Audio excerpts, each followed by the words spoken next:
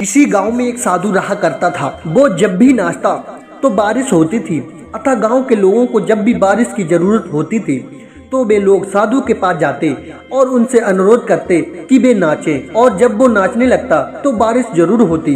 प्रिय मित्रों, कुछ दिनों बाद 4 लड़के शहर से गांव में घूमने आए। जब उन्हें ये बात मालूम हुई कि किसी साधु के नाचने से बारिश होती है तो उन्हें यकीन नहीं हुआ।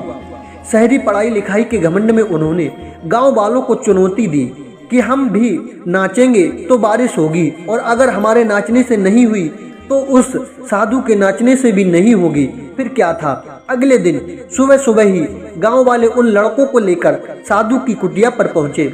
साधु को सारी बात बताई गई। फिर लड़कों ने नाचना शुरू किया। आधे घंटे बीते और पहला लड़का थक कर बैठ गया, पर बादल नहीं दिखे। कुछ देर में दूसरे ने भी यही किया, और 1 घंटा बीतते बीतते बाकी दोनों लड़के भी थक कर बैठ गए, पर बारिश नहीं हुई। अब साधु की बारी थी। उसने नाचना शुरू किया। 1 घंटा बीता, बारिश नहीं हुई। साधु नाचता रहा। 2 घंटा बीता, बारिश नहीं हुई, पर साधु तो रुकने का नाम ही नहीं ले रहा था। धीरे धीरे शाम ढलने लगी कि तभी बादलों का गड़गड़ाहट सुनाई दी और जोरों की बारिश होने लगी। लड़के दंग रह गए और तुरंत साधु से क्षमा मांगी और पूछा, बाबा भला ऐसा क्यों हुआ कि हमारे नाचने से बारिश नहीं हुई और आपके नाचने से हो गई? साधु ने उत्तर दिया, जब मैं नाचता हूँ तो 2 बातों का ध्यान रखता हूँ।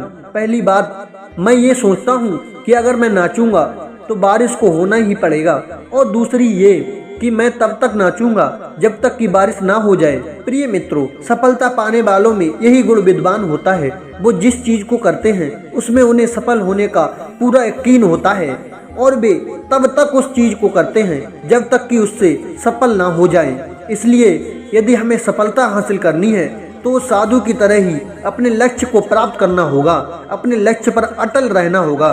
प्रिय मित्रों, हमारी कहानी कैसे लगी प्लीज कमेंट में जरूर बताएं, और हमारे YouTube चैनल संसार दर्पण ज्ञान को सब्सक्राइब जरूर करें और बेल आइकन वाली घंटी को ऑन जरूर करें।